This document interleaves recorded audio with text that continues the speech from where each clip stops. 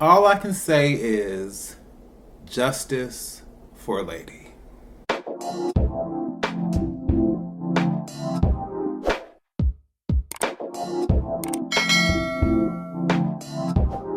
Hey everyone, this is D, Movieman, a fellow cinephile, popcorn addict, and emerging film critic, coming to you with reliable recaps, reviews, and reactions. And today I'm coming to you all with yet another review, this time for Nora. Written, directed, produced by, and starring Anna Campbell, and also starring Nick Fink, Lesley Ann Warren, and Jay Walker. Story-wise, the film is centered around Nora, a former musician now adjusting to life as a stay-at-home mom while her husband is away for work. However, as she attempts to settle into the rhythms of motherhood and domestic life, she finds herself struggling to reconcile the life she's living with the dreams she never fully let go. So, I'm going to start with the pros. As someone who deeply appreciates indies as a whole, who loves independent films, independent directors, and independent filmmaking as a whole, and honestly considers my channel to be an indie stan page, if you will. This was just another reminder of why I find the experience of watching independent films to be so rewarding.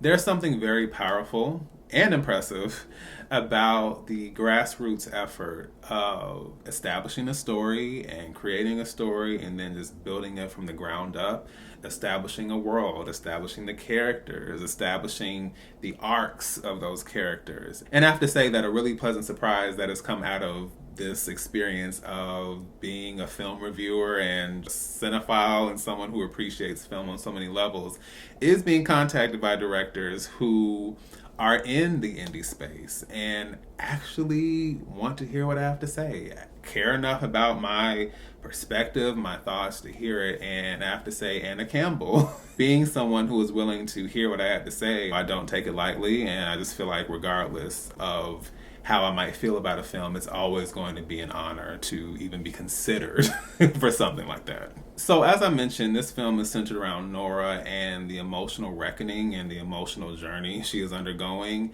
And she is caught between the person she thought she would be or hoped she would be and the person that she is now, living a life that she didn't necessarily expect to be living.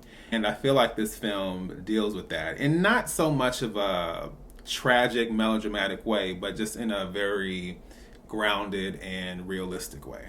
And as someone who is very much hyper creative and a very introspective person, I love seeing how Nora's musical passion came to life through a variety of music videos and songs and different visuals. I just think that was easily the best part, especially from a visual standpoint. But I just love seeing that because as someone who is currently trying to work through the creative swirling tornado that is in my mind and trying to bring those ideas forth, I relate to this so much. And it's difficult to constrain creativity into a 9-to-5, into a life that requires you to be structured and regimented. It's very difficult.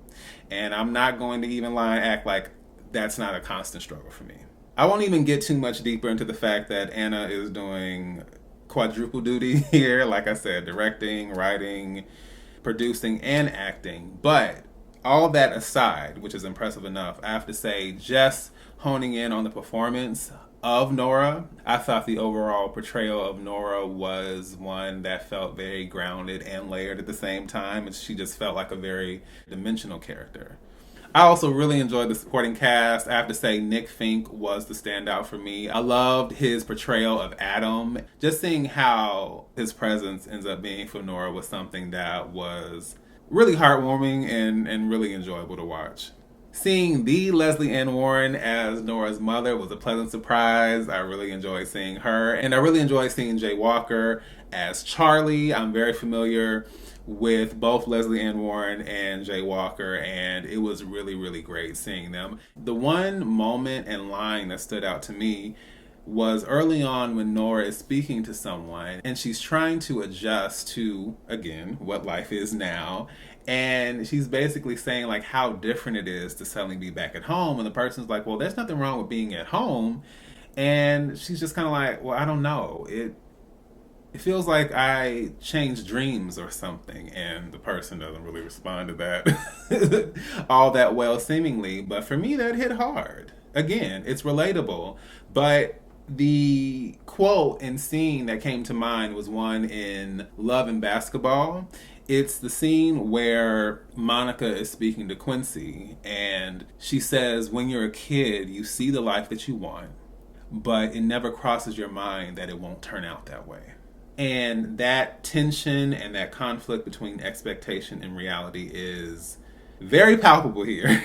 Let me also say that as someone who has some very significant, loving, and supportive, and overall very encouraging relationships with women that have nothing to do with romance, that are purely platonic, I love seeing Nora's interactions with Adam and Charlie, and how it wasn't necessarily about this romantic arc or just about, deeper passions coming alive in that sense. But it genuinely was about support, about genuine conversations, about emotional honesty and truth and motivation. And I absolutely love that. And as someone, like I said, who has experienced that and absolutely has one of my best friends who provides that in such a significant way, really is there for me. Shout out to Abby.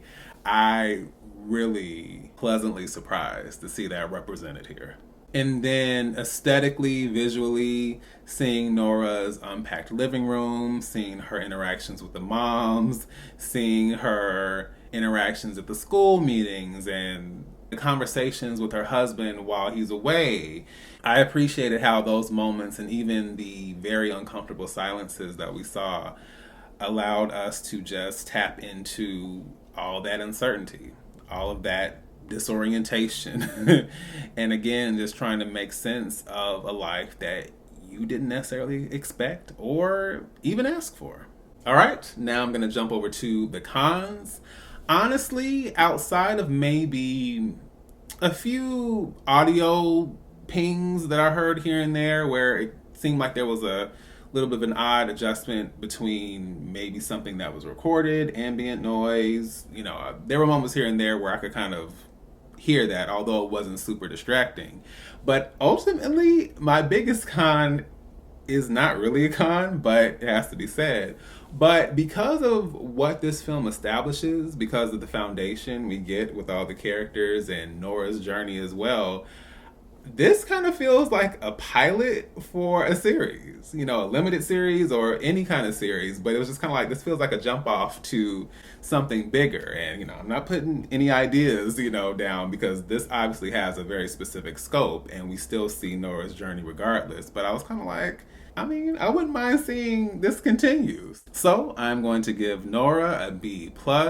It's raw, it's introspective, and it's quietly and emotionally resonant, which is what I expect and appreciate anytime I get to step into the indie space. You can actually check out my description box or somewhere up here on the screen. You can find the film there. You can rent it, watch it for yourself, and as always, let me know what you think. Anna, I have to say congratulations to you for taking on this project.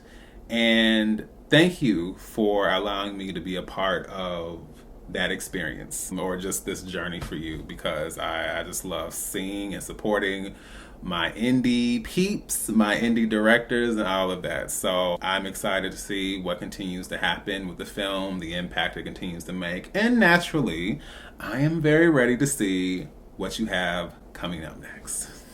So once again, this is D, Movieman, signing off, and I'll see you at the movies.